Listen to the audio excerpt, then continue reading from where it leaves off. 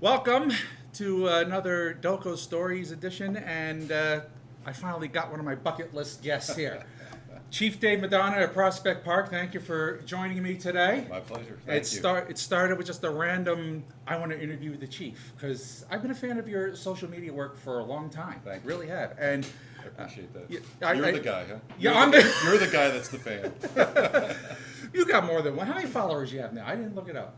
Just under 6,000 on Facebook. It's not bad. Yeah. Just for like a local town police department. I mean, that's... And then they're not all Prospect Park, I know that. No. I mean, it's nowhere compared to numbers we pulled when we had the Upper Darby accounts. That's the one. Yeah. And we're going to talk about that because that was some historic stuff. That's where I first got to see your work in action. Right. And we'll definitely get that. But let me also give a shout out to the guy who is hosting us today. We're here at Hunnypie in Springfield on Saxer Avenue, 156 Saxer Avenue. And if you haven't had Hunnypie pizza yet, what are you waiting for? Good stuff. We are actually fans, and Spiro, the owner back there, you can see him back there. He's making us a pie right now. And how many times are you going to toss it for effect? As many times as you want. All right, I say 4. I dare you. I probably won't see it, but we'll just do it. But yeah, so I'm a big fan. Chief's a big fan.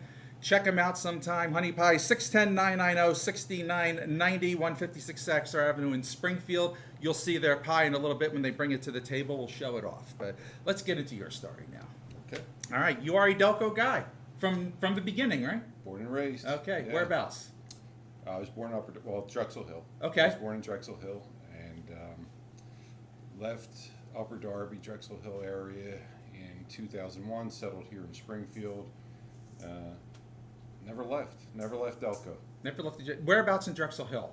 Right on Garrett Road. Yeah. Right, you were born right on Garrett? Right on Garrett Road. Okay. Yeah. Near what landmarks?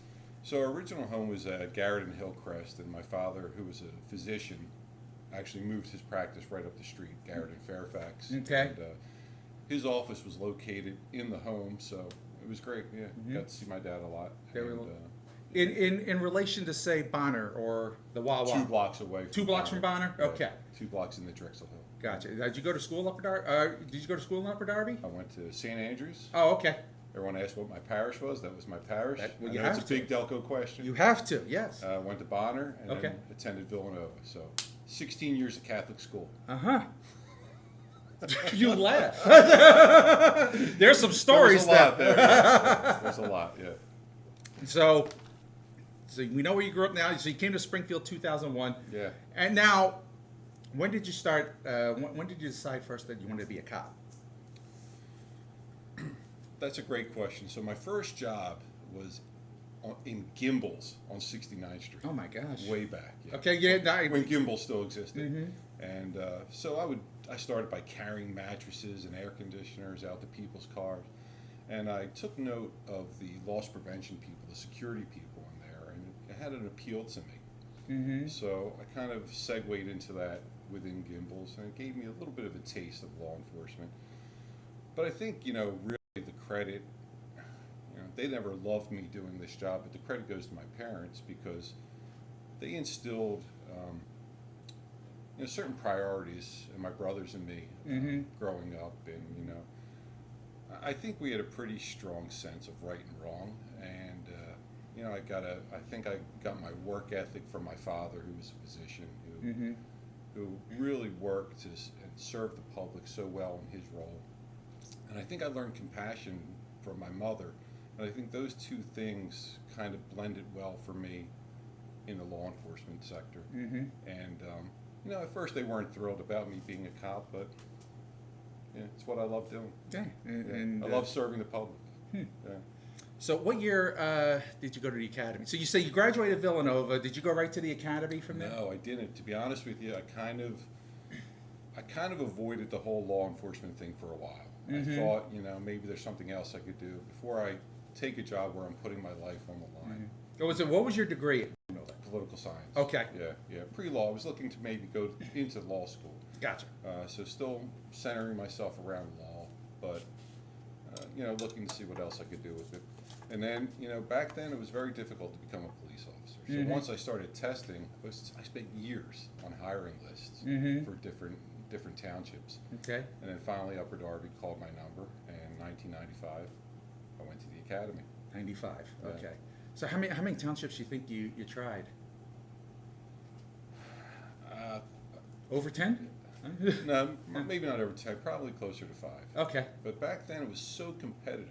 Mm-hmm. I think when I applied for Upper Darby, I think there was probably close to 400 people that were applying Wow. for a position. I remember only coming out maybe number 30 on the list, but still managed to get hired. Is it equally as competitive today? No. No? Okay. Now, I would say things being the way they are in the country, and I think just the nature of the job right now, I think it's really tough to recruit people. Most police chiefs and most police agencies across the country, I think something like 70% of them have said that it's more difficult to recruit now than when they started in their administrations. We can talk about that in little ways as we go along about your career, but I think you told us what made you become a cop. So you started in 95 with Upper Darby, Right. and you went through, you left Well, I Upper was in Darby. the academy. Yeah, okay. You were in the academy in 95? 95, 96, yeah. Okay. I started in 96. And you got sworn in as an officer in 96. Yes. So you're coming up on 30 years total Yeah. next year. Yeah, Congrats. 30 years. Wow. So let me just see. So 96, and you were in Upper Darby till when did you switch to Prospect Park? 2019. Okay, so you had a long run in Upper Darby. You know, I'm so thankful to Upper Darby. It really gave me such a career. I mean, it's such a large township, and so many people there, and so many different experiences, so many different departments to transfer within Upper Darby. So I'm so thankful to the people there that gave me, the education, my mentors that were there that helped me get where I am now, and of course the people that worked with and for me. I mean, really could not have done anything without them. Yeah. So it was a great experience in Upper Darby. Now you moved up to what was the highest you got promoted in Upper Darby? I think just my memory's blanking, but you did make it the chief in Upper Darby, or just No. close, just under it? No, I was captain. Captain, Yeah, okay. Yeah, I was captain, and again, I made it to detective quickly, maybe too quickly. Oh, okay. From detective, I went to sergeant of detectives, lieutenant, and then I finished as a captain. Okay. And it was, I think the great thing about my personal experience in Upper Darby is that I was cross-trained in so many different areas of policing, from administration, from how to purchase paper clips, all the way to like how to arrest someone for shoplifting. So I'm really blessed. My career I've been very fortunate in my Yes. career. Yeah. So the opportunity to be chief in Prospect Park, how did that come about? So, chief, I know, I was a polygraph examiner for most of Delaware County. I did a lot of pre-employment polygraph testing, so I got to know a lot of the chiefs. And I won't mention his name, but a chief in that area, or in the Prospect Park surrounding area, had said to me, hey, the chief of Prospect is going to be leaving, he's retiring, and they don't have an internal candidate at the moment. Maybe it's something you should apply for. So just by speaking to someone and just the right place, the right time, I was set to retire from Upper Darby that same year. So it's just a great opportunity. Serendipity. Yeah, it really And so was. in 2019, well, that was right before the next year, 2020, everything went to heck. It was quite a baptism. Yeah. For me. Yeah. Was it later in 2019? Yeah, it's towards the end of 2019. Okay. 2020 is when it started really. So falling a apart, few months into the job, pandemic's hitting. Yeah. And so what can you tell me about that? Well, I think it was, a learning curve for all police administrators, for all police chiefs in the area. And it wasn't unique to me. I think, it was unique to me that it was my initial role as the guy. So, it had its challenges, but we did, and a tremendous group of people worked with me and for me, and I could not have made it without them. Right. Really, just the support I get from the people that I work with, it's unbelievable. Again, I'm so blessed by that. Now- But yeah, it had its challenges, Yeah. for sure. But you had social media to help, and this is where I want to talk. You've made your name on social media in Yeah. Delco, starting in Upper Darby. Tell me how that all began. So, you know, social media is coming up, and who decided we want to? I think you had a communications channel first, but who decided to jazz it up a little bit like you did? You know, it's so funny because regardless of how many murder investigations I was involved in, how many robberies, kidnappings, whatever it is, it always comes back to social media for me. And I shouldn't complain because I'm really blessed that social media has been, again, really has been a blessing for me. It has really helped me personally, and has helped the police departments I work for. But I think it was, maybe around 2010. I said to Mike Chitwood at the time, "Hey, I think we really need to jump on this social media thing. I think we need to get on Twitter." And I think the thing that I saw was most news medias were using Twitter. Yes. So I thought, well, if the news medias are gaining traction with it, we should be able to also facilitate that. Long before there was social media, I was working a homicide investigation, and it was growing cold. And I remember saying to myself, I wish there was a way to keep this in front of the public, more than just one news cycle, right? Because the newspaper may publish a article. Right. The news at the time, local news, 5 o'clock, 11 o'clock, you had 3, certain 6, times, and 10, right? It may get 30 seconds on the news. Right. How can I keep this in front of people? So I came up with the idea of contacting Clear Channel. Shout out to Jeff Jones. Jeff Jones is a Drexel Hill guy. He heard my plea, and Clear Channel, and I guess it was social media at the time, I just didn't know it. Clear Channel donated several billboards for us in regards to this homicide, free of charge. So we were able to place those strategically, and I was able to get more information about the homicide. So fast forward a couple of years later, Twitter, Facebook start coming around, and I thought to myself, this is what I was looking for all those years ago. If I could have had this kind of presence at the time, we could have gotten leads sooner than what we did. So for me, I went to Mike Chitwood, and I said, I think this is really something we need to do. I think this is something we need to get on board with now. And he came to love the idea. Initially, like all police chiefs, you kind of look at it with you scrutinize it, and you're like, is this really what we want to do? I know Chitwood was a force of nature. Yeah, for sure. Yeah, I learned a lot from Mike. Yeah. Here he is. What? The pie's here. Wait, we got to move it in. Beautiful. We got to move it in. She's staying out of the camera. Oh my! You smell that? Yeah, look at that. We're gonna get. There's a lot of Beautiful. I'm gonna Yeah. keep it off to the side. We'll let it cool off, and then we'll dive in. So okay. So you started it up. Now, what I want to do is, did you have any examples of any other departments doing this at the time? So I researched different industries and what they were doing, and I tried to look at what was the most popular. And of course, the most popular accounts were celebrities, news, news agencies, and that kind of thing. And policing, I felt, was a little dry. Policing's tough. Yes. People either think you're being RoboCop, and they want you to be more human, or they want you to be tougher on crime. Right. And somewhere in the middle is where really you need to be. Is the truth, yeah. Right. But and there's always an extreme, right? Correct. Yeah. Correct. People want, they expect certain things at certain times. So I thought that I wonder if we can give both.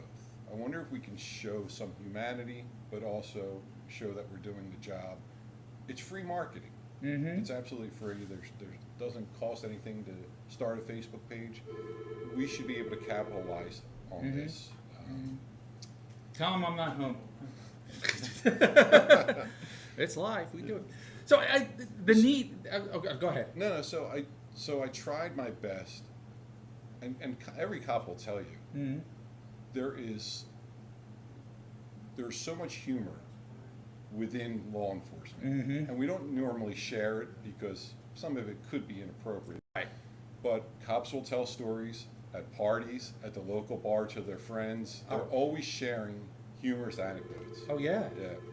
So I thought we could probably share this with the public if we do it the right way. We have to do it a certain way. You have to be professional yet humorous at the same time. And I think we were able to find that really fine line to walk. The sweet spot, yeah. And once we found that, I remember after I remember after like a month, I said to Mike Chitwood, I said, I was so excited. We got 100 followers on Twitter. I thought that was such a big deal. And he was like, that's great. You know? But, you know, it grew and grew and grew. And I think by the time I left, we had 16,000 followers on Twitter and then another 20-something on Facebook. Mm-hmm. So I think the combination of humor, directness, and also just informing people what the police department is up to, I think it was a winning combination for us. Look where it's gotten you now. It absolutely was. But you brought up the idea of marketing, and you know, I have a marketing background, so you think about it. It's like, how do police need marketing? And well, it may be maybe it's more public relations or marketing. It's like, how do you view that? It's obvious that it's benefited to some extent. So, for me and for I think a lot of the people that I work with also noticed this, is we were able to solve a lot of crime Okay. through social media. That's another angle. Yeah. You put a picture up there, people know who they are, and people will call you, people will message you on social media. So for me, the marketing in itself is, one, showing people that, hey, patrol officers aren't just sitting on a corner going to Dunkin' Donuts, going to McDonald's or blah, blah. They're actually out there doing work. You know? It may not be the same type of work that, you know, a roofer is doing. Right. But, you know, a police officer sitting in their car could be doing an accident report. Could Right. be, you know, compiling information for whatever. So I think, you know, when someone sees a police car sitting there, they get a bad rap. With social media, you're able to explain to people, hey, here's what we do on a daily basis. Right. Here's what these guys and girls are out there doing. And it may not be what you think of as work, but it is work. Yes. They're doing, they're accomplishing something. Like any other job, we deserve a break, right? Cops yeah. deserve a break. You know, at one time someone got on me on social media about someone, police officer sitting under a shady tree somewhere. It was like 105 degrees. I answered the person, I'm like, yeah, give the guy a break. He's wearing 20 pounds of equipment, probably closer to 30 pounds of equipment.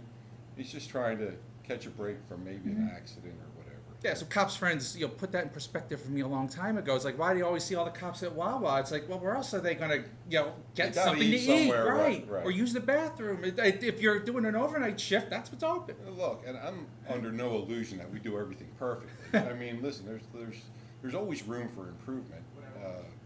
But I think, for the most part, most patrol officers you see out there doing the job got into this job because they want to do it for the community. They want to help that person that needs help. But let's be honest, y'all do like donuts, don't you? Good, what's that? Y'all do like donuts, don't you? Come on. Who doesn't like donuts? I haven't met a person that doesn't like a donut. So what's your go-to? I need to, okay, besides because one thing I've always known is if you want to know where to go to eat, you ask one of the local cops. They'll know, and they won't always know like the fancy restaurants. They'll know the places to go when you really need something. For your comfort food and for your hearty meal. Exactly. Yeah. So what's your go-to? In terms of donuts or food in Pastry, or if you need a break, if you need a coffee, you need something, a sandwich, just a local place. What do you? Or donuts are fine, right? So Maria's just Yeah, opened that's- up. oh, in God, you guys Prospect must have been Park, psyched. So yeah, that's amazing. Yeah. For me to go to in our place in Prospect Park has been Italiana's, who has been so gracious to us over the years. I know. I went to high school with Steve. With Steve, Orfanelli, okay, he's a So great guy. Steve's a prince. And a great he pizza. really is. And every year for National Night Out, he must donate over 100 pizzas for our National Night Out. He's just handing out free slices of pizza all night. The setup, the work that goes behind it. So, but I'm a big fan of their food. That's my go-to. Yeah. Well, speaking of the pizza, this is cooled off. Let's give everyone the official Hunnypie's tasting. I've never eaten on camera before. Oh. This will be a first. All right. Well, so this is a provolone pie that I'll even serve you. There you go. It's the provolone pie. Yeah. Go ahead, get it. We got to give it a taste. We can do it like Dave Portnoy and score it. You watch his pizza reviews? I do. Uh-huh. But I'm always going to give a rookie score for Spiro. Uh-oh. It's always going to be a 10. Well, he might earn it. I think he earns it, but we'll give him one bite. Oh, Portnoy would call that a rookie score, but I love this pizza. we got to get him here. And you got to do the fold too. That's key. Like you say, well, you got an A at the end of your name. You said you're full Italian. Full Italian. 100%. So you're Yeah. going to appreciate this. Yeah, you don't get this big missing meals. So okay, so we know where your go-to. Oh, okay, and I totally just spilled on my shirt. Yeah, Good. yeah. It ain't a good pizza unless you're wearing it. So, yeah, I do want to go into a little deeper about the idea of social media with policing and the importance of connecting to the community and what it's done for you. So, in Upper Darby, you're building this up. Yeah. And did the idea to bring something humorous in it, was that like, this is my plan all along? You came in someday and said, you know what, this is kind of funny, let's pop it out there. Like, when did you first come to that realization that it would work? Again, I think, getting back to the point I made earlier, I think cops have so many humorous stories. Mm-hmm. They're involved in so many humorous situations. For all the seriousness that you get with this job, there's probably just as much humor. Mm-hmm. So I thought sharing that would really be a great way to connect to people. And I think, listen, it's humanity, Mm-hmm. right? Everyone's going to think certain things are funny. Right. And, So was there a moment in all of that you said, oh my God, they're really responding to this? Is there a particular item that you put out there that made you realize the impact? It's like, okay, we are really onto something. you know what everyone always responds to? Uh-huh. It's underage drinking in the woods. For some reason, 4,000, 5,000 likes, 1,000 retweets on those. That was, for some reason, that really resonated. I remember with people. some of those. Yeah. I remember some of those posts. And I mean, if you're from Delco, chances are you did it, or you knew Right. the people who did. If you were a good kid, you knew the people who did it, and For you sure. knew where they Yeah, did it. For sure. Yeah. But, that really struck a chord with people. Mhm. And I think you're right. I think it was at those types of moments where I'm like, okay, this is the kind of stuff that's going to, in my opinion, the more followers we got, the more of a chance it was for me to solve crime. So if I'm luring them in, bad choice of words, but if I'm getting a crowd by Mhm. using humor, that's an extra set of eyes I'm going to have looking at a picture, a surveillance photo to say, hey, I know that guy that did that. Mm-hmm. That makes sense. You're bringing people to the table, and they're paying attention to you. Now they're a potential audience. So when you have to put that serious message out there, and they've Right. already connected with you. So for me, it was just a matter of getting people to come see what we were doing. And Mhm. I remember the guy at the time who was doing Philadelphia Police's social media messaged me, and he said, I don't know how you're able to do this. I'm not allowed to do this kind of thing. Because really at the time it was an anomaly. No other police departments were really, well, in this region, were really focusing on the funny parts of law enforcement. Everything was serious. Here's another crime, and it just wasn't drawing the crowd that we were able to get. And no offense to them, they were doing a great job. It's just that to get the numbers we wanted to get to help us solve crime, we needed to take a different approach. But now more are starting to do it that way. They're starting to kind of Absolutely. take this model. Absolutely. I think, it's sort of like your friends, right? You jump off a bridge. Once that first person jumps in and you see it safe, everyone else is going to jump in with you. There you right? go. Yeah. So in Upper Darby, it was underage drinking that caused. Like I'm just Yeah. going back to some of the things I remember. I think you were in Upper Darby when we had that big hide and seek champion. Remember the hide and seek the one Yes. girl you were going after? I Yes. think you were on I think that. I was there. Yeah. Yeah. I think, those kind of things, the things that never seem to end, Yeah. are always they're always fodder for for great interaction with the public. The underage drinking. We had a couple people that left their identification at the scene of a crime. The doer left their wallet or their ID behind during the course of a burglary. So that kind of thing always drew attention either from the public or from the news media. One time, there was a series of suspicious packages going out around the country, I think in 2017 or 18, I forget Okay. exactly what it was. And simultaneously we had a naked gentleman outside of a Wendy's. So I just put out that we had enough of suspicious packages for the week, and that got a lot of attention. Enough of Good. suspicious pack. So that got some attention. The one I really loved, my favorite tweet of all time. Okay. But unfortunately, I was forced to take it down only after a couple hours. A person in Drexel Hill had their smart car flipped over by a group of kids. And I put out there that it was Delco's version of cow tipping, and it was getting hundreds and hundreds of likes and views, and everyone was talking about it. The news media was calling me about it, and then I got a call, hey, you have to take that down. The victim's complaining. Interesting. How do you balance that? I mean, you are talking. I mean, you have to be careful because you are talking about people. Something like that. It's like, oh my God, my car got tipped over, and they're making fun of it. Yeah. How often does that come into play? I mean, obviously, if something's serious, you're not going to make a joke about it. You're going to put it out there like you need help. But how do you navigate the line? Well, let me also say that social media was a lot different then than it was now. There was a lot more. You could say a lot more than you can now. There's not so many quote unquote watchdogs as there are now. Right. But yeah, I think we tried to walk that line as best we can. So there weren't very many that really upset people. But that was one. And I'm like, it's too bad. And look, I can appreciate the victim's point of view too, right? I mean, you're victimized. You don't want some cop on Twitter making fun of you. Right. So I get it. Yeah. So, it's fair. Did you catch them? Catch the Yes. people? Oh, good. All right. Now, I was going to say, so in Upper Darby, it was underage drinking. In Prospect Park, I think we know what you are talking about the most, and it's a Delco legend. The bane of my existence. The 420 bridge. Yeah. Yeah. Talk to me. It's gotten better because we've had a lot of outreach to some of the commercial vehicle operators, and those who are distributing goods through our town, and so it's gotten much better recently.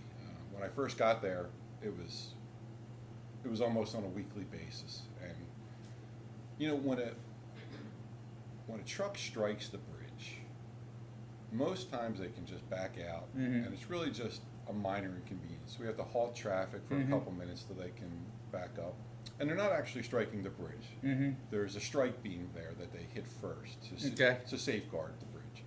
So they're hitting this I-beam, might bend it, might rattle it a little bit, but they're not causing structural damage to the bridge. Unfortunately, on those rare instances, a truck hits it and gets wedged under or gets stuck there. So it gets through the initial beam, or it gets wedged onto the beam itself. Just based on the fiberglass of the truck. Okay. Getting bowing or getting torn into the beam, so to speak. So that's a whole nother ordeal. Then we have to order a crane from Delaware. That's costing taxpayer money. That can't be cheap. Yeah, we don't pay for it. The trucking company does. Taxpayers. Oh, okay. They I get you. Right, I they get you. fined for that. But it takes the crane, takes an hour for the train to get there. The crane to get there, and then it might take another hour just to set up the crane. It's a 9-hour ordeal if a truck actually gets stuck. But the borough recently has received some support from the state, and we're supposed to be putting in some. It's been the plan to put in some warning systems for trucks that will set off alarms prior to them striking the bridge. I know everyone always sends me some type of device. I'm always getting some kind of picture on social media. You should install this. You should install that. And there's a high-tech version that is going to be installed. It's just we're working with different entities. That's the other thing. The borough has to work with Amtrak, who owns the bridge. We have to work with PennDOT, who owns the highway. It's 420. It's a state road. So we have to, we have come together and we've worked with all these different entities, and hopefully we'll see a positive result. The good news is it's happening a lot less frequently. Okay. So tell me, did you have a favorite excuse from a truck driver, or a favorite, a certain type of truck that? I need a funny story here. Some truck driver that just said something that you could not believe they said, or. Well, I think the common thing we get is, I've gone through this bridge plenty of times. Somehow the bridge has shrunk. Something no, you haven't. Not with this truck anyway. And so I think there's that, and there's also sometimes there's a language barrier. Sometimes a lot of English is a second language for a lot of the truck drivers. So they might not always understand the sign, or maybe they think they understand directions on Google Maps and they don't. whatever the case may be. No, so sorry, I don't have any funny stories in terms of what the drivers say. At this point in my career there, I've kind of avoid talking to drivers because I just get frustrated. The patrol officers will, deal with them and get that information. So, yeah, I'm just there to, navigate. just there to be frustrated watching the whole thing. That's a chief's job. Stand there, and be frustrated. Yeah. It's everything's your responsibility as a chief. Well, yeah. That's what I mean. I've learned that lesson. You can't delegate your responsibility away.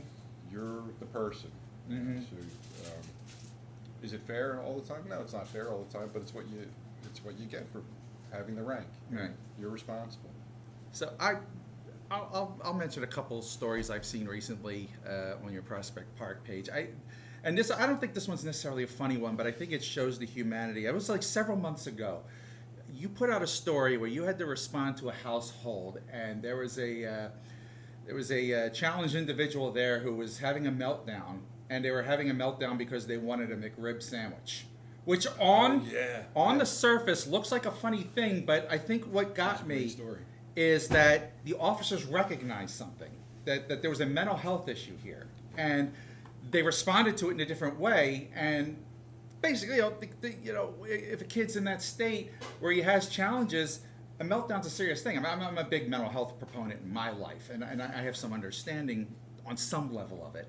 So in that moment, that could go a lot of ways, depending on how the officer responds to it. And the officer responded by, "Hey, look, I got you. Went to the McDonald's, got him the sandwich." Tell me a little bit. I mean, we don't have to go into heavy details, but that went out there, and I just remember being struck by that because it was a moment where I think you guys showed a lot of humanity and showed some really good training.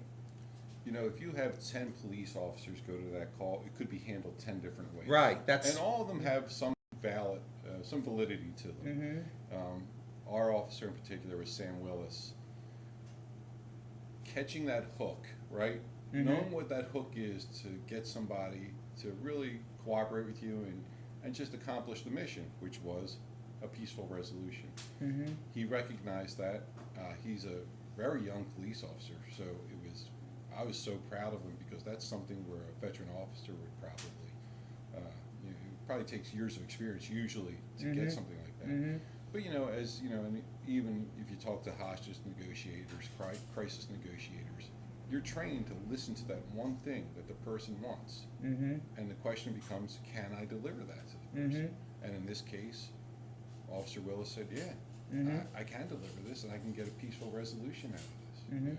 So what led to the decision to share that? Like, because you've got an incident here and there. It's like you said this would be a good one to share.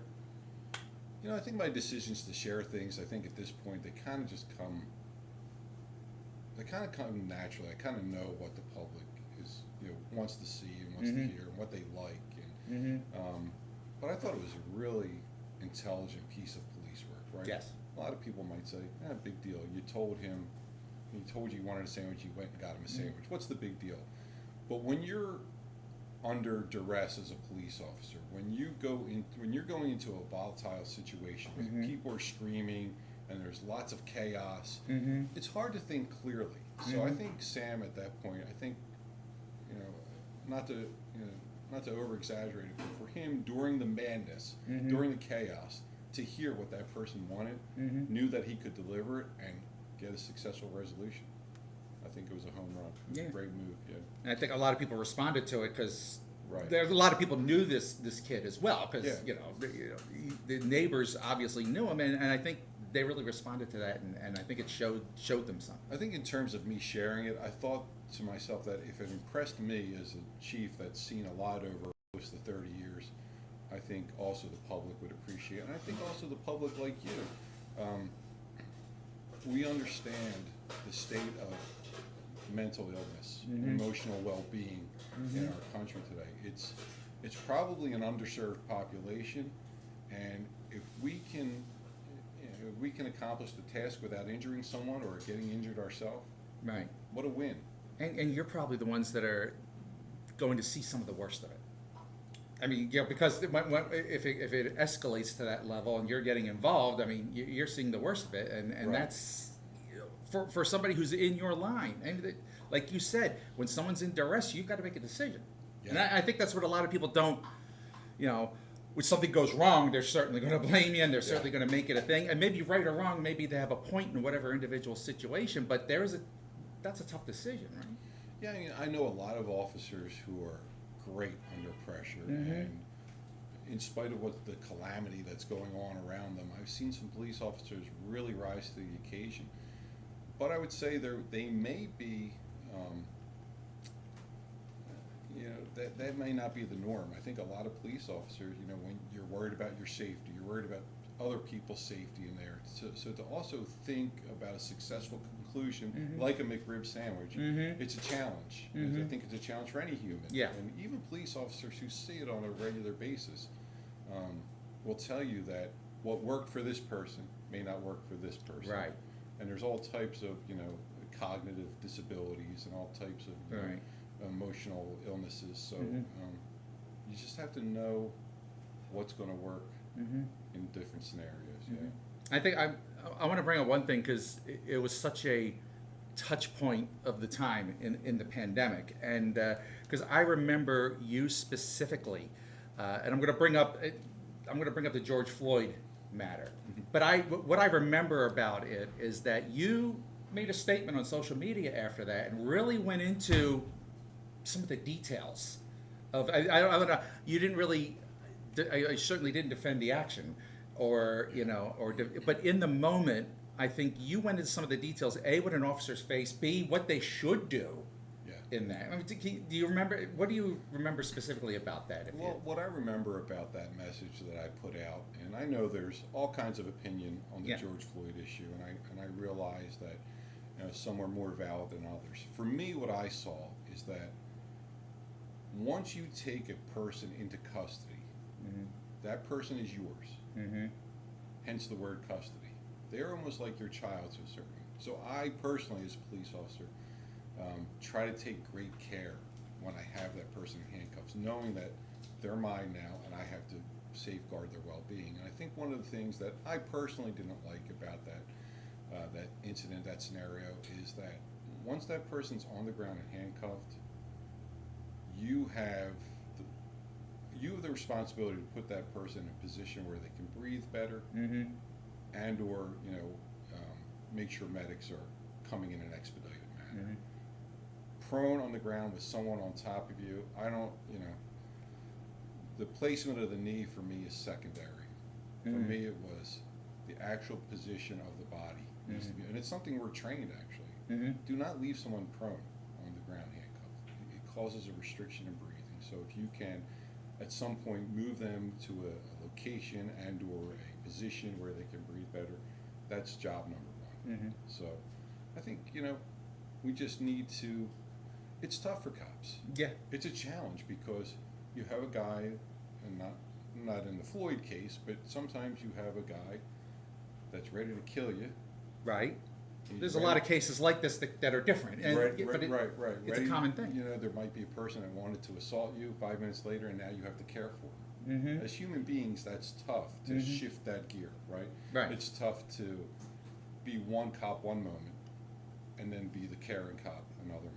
And it's tough for a human being to do that just in general. Correct. Yeah. Right. Think about someone that's hurt you recently or hurt you in the past, and now you have to do something for them. But that's what we're hired to do.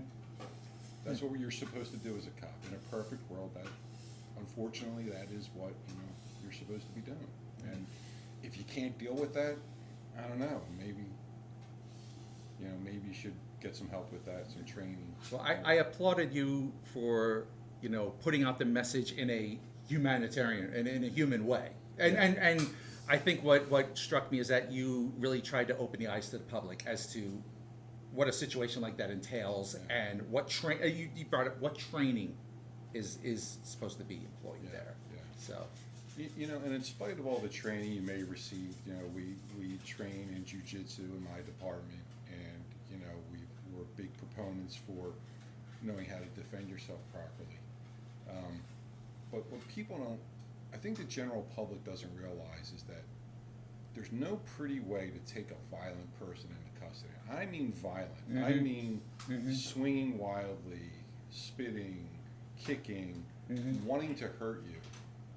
I think everyone wants it wrapped up in a nice, neat little package sometimes, and it's physically impossible. Yeah. Physically impossible. And I think if you're detached from it, like on social media, you see something like that. If you're detached from what happened, you're making a judgment. You're making a judgment simplified in your brain. You want a simple solution. It's like, well, the cop ought not to have done that because they weren't this. It's like, maybe that's actually true, but you don't know what happened from A to B. Yeah.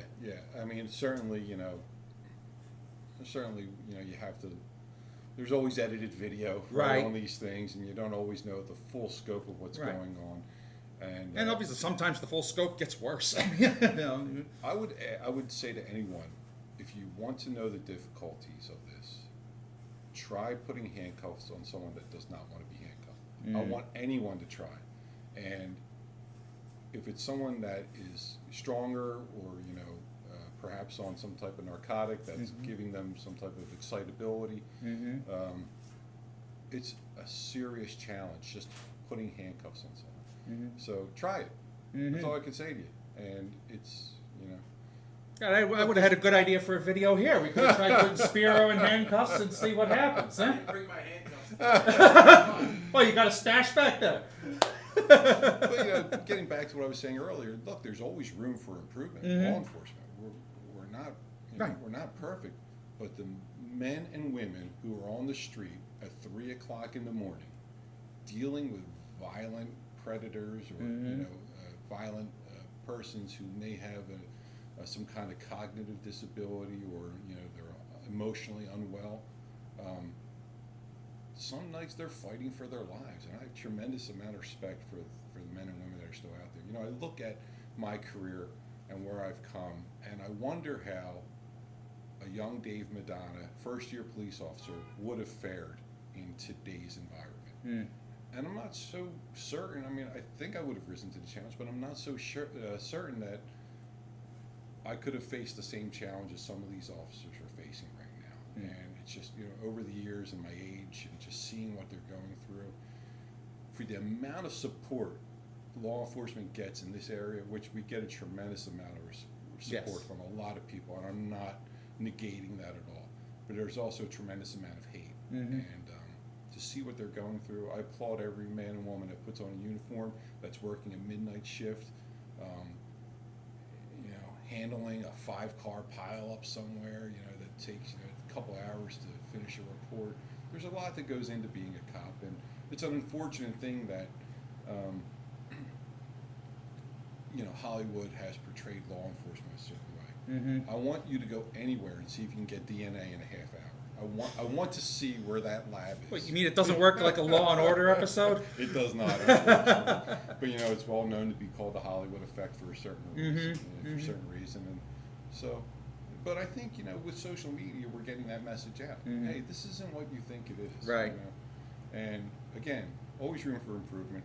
We're not above criticism. We shouldn't be above criticism. We should take that criticism, like in the Floyd incident, and we should learn from it. And I think most law enforcement chiefs that I know have done that. I'll give you a chance. You wanted to say something about, so many chiefs here, so many police chiefs here in Delco. And, not all of them are doing what you're doing. I think some of them are starting to. I haven't followed as many others, but maybe you can tell me is like who are using social media or not. But I think you wanted to say something about that. Well, I think a lot of times on social media, I get comments about what I'm doing, and a lot of people across the county like what I'm doing. And the bottom line is not everyone is going to do things.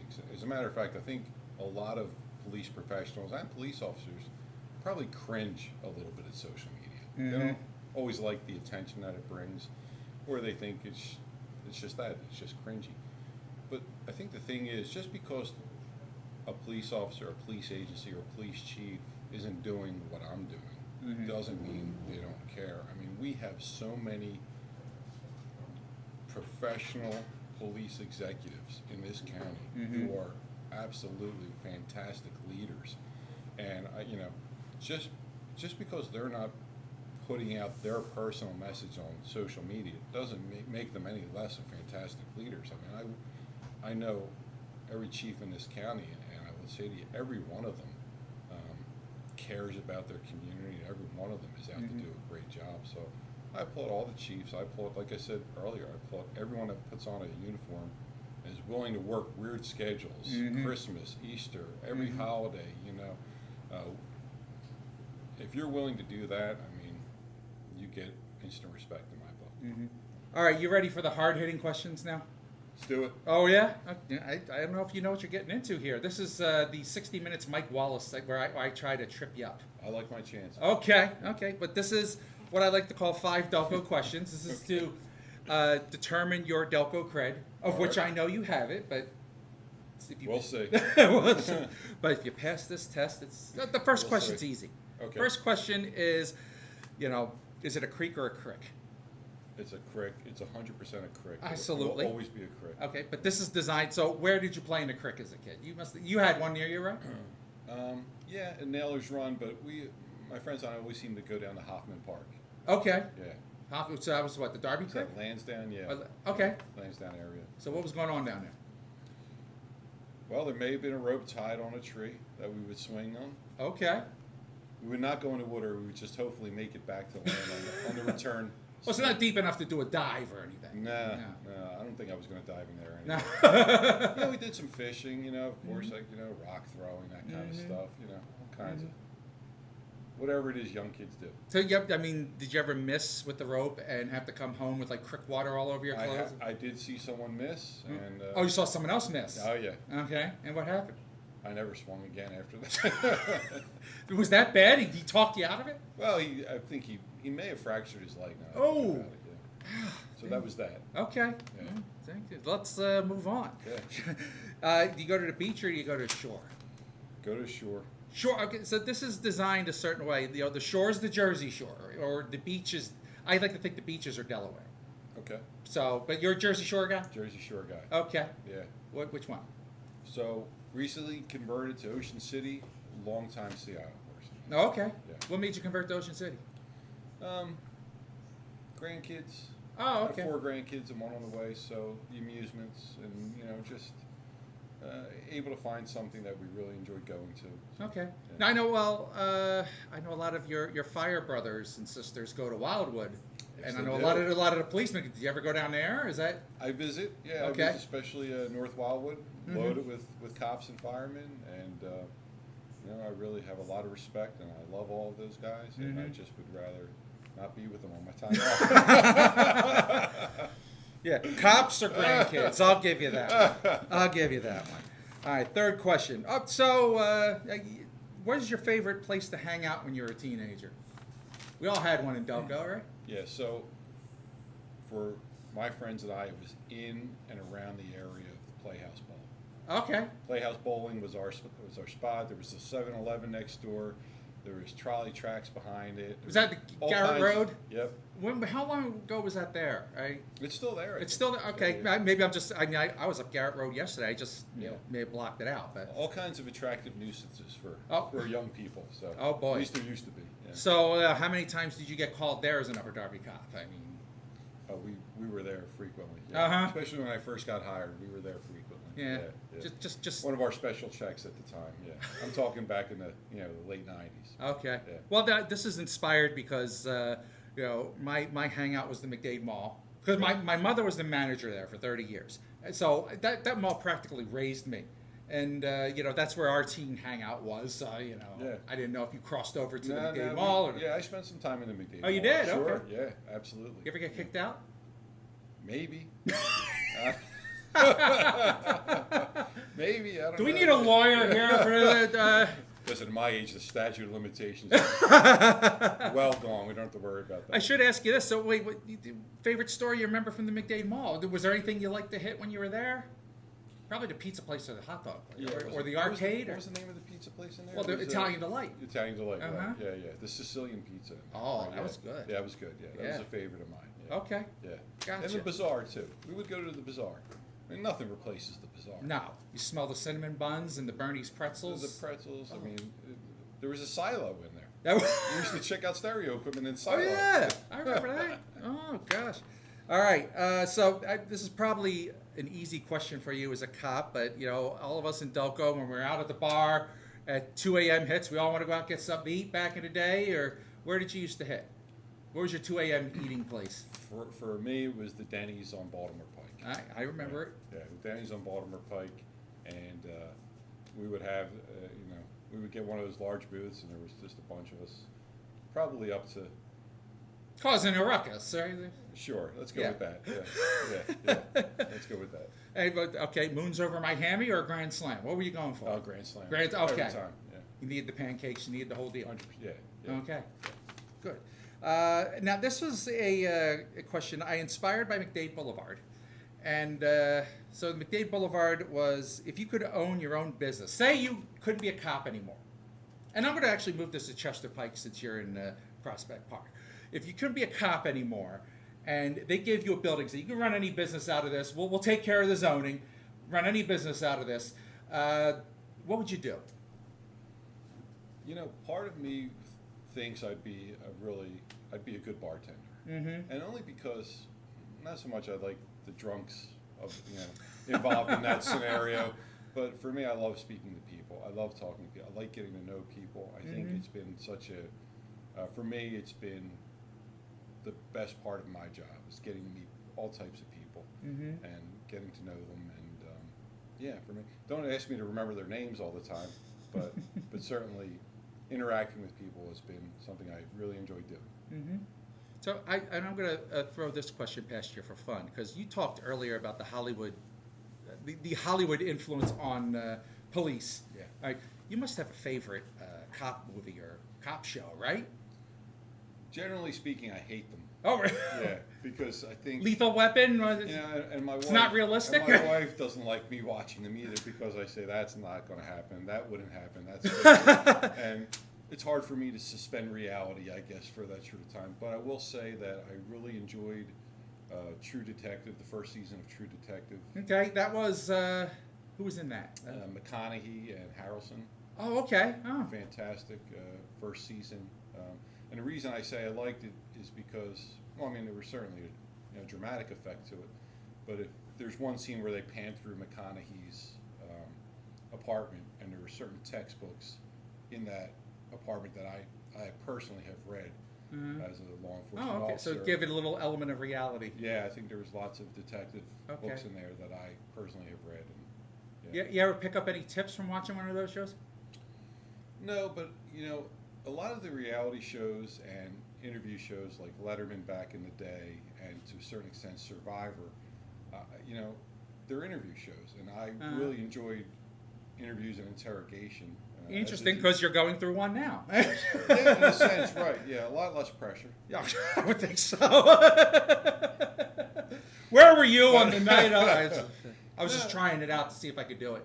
No, No, I can't. well, we'll work on it. Well, so Survivor.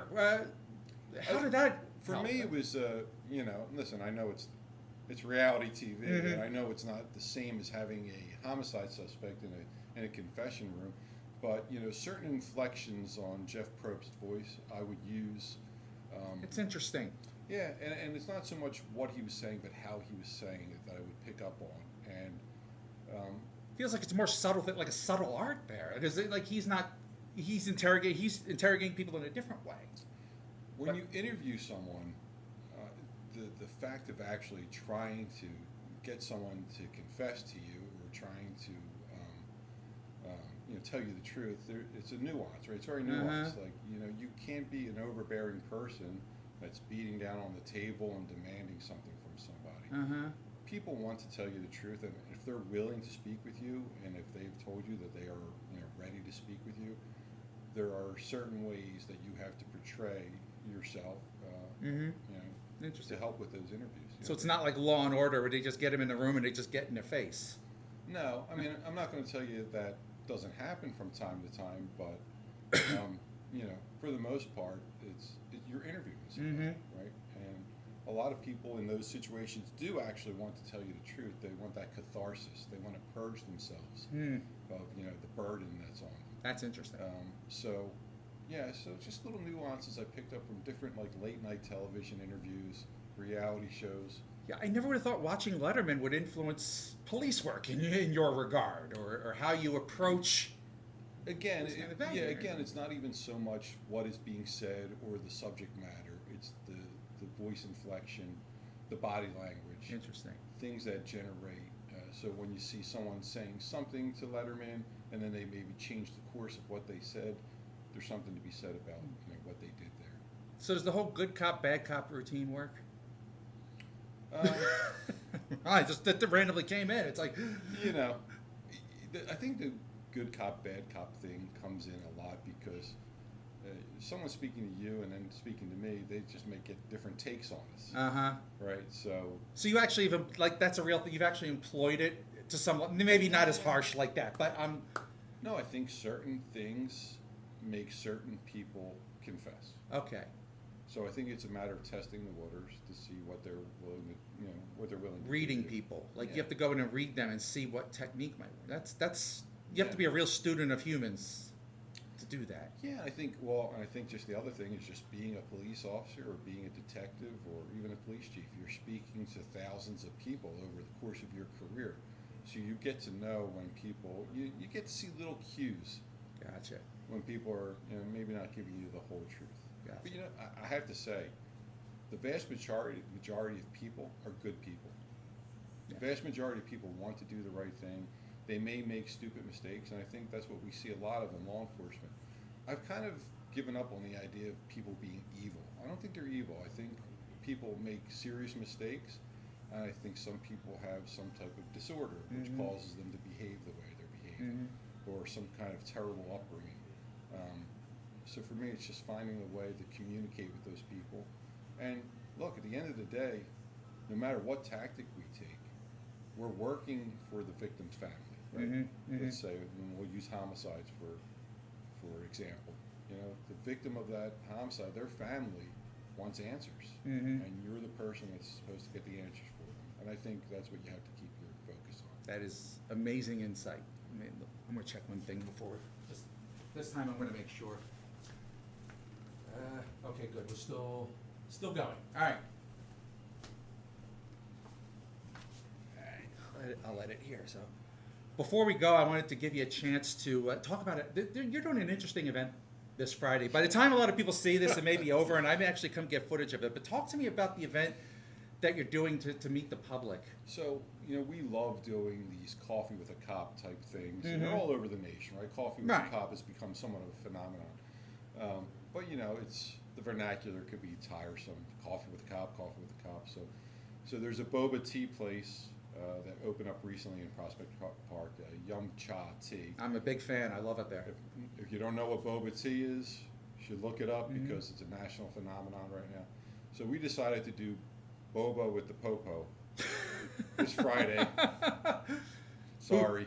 Whose idea was that? The name. Who? That. It could have been me. I don't know. But if you go to Yum Cha Tea on this Friday from 11 to 2, you get to meet us. Happy to talk to you. That's interesting. Yeah. Well, Love meeting people. Yeah. So even if they're not from Prospect Park, can we come by? Anywhere. Okay. Everyone's welcome. Yeah. Come support a local business. Yes. And that's the key. Just like Hunnypie here. Yes. We love making sure we promote those people that come out and do this job every day. And Absolutely. We work to try and make something for themselves. You think we could start a pizza with the popo here? Spiro, what do you think? I would love to do that. He's into it. Not my jurisdiction, but I think they should do it. Chief Scholl, Springfield, talk to us. This is the place to do it. This right here. is. Yeah. Chief, thank you. I really appreciate you taking the time to talk to My me. pleasure. I learned a lot, and I hope there's something else we can do down the line. Yeah, let's do it. All right, All thank right. you. Take care. Appreciate it.